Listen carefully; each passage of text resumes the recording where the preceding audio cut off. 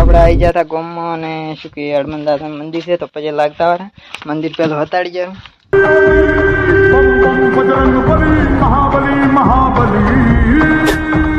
આપણે આવી ગયા હતા મંદિરમાં અને મંદિર બતાડેલા હતા મને હેડો शाबाश बेटा बहुत बढ़िया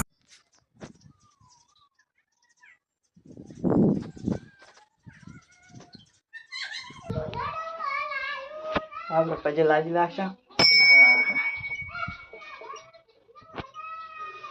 જય હનુમાન દાદા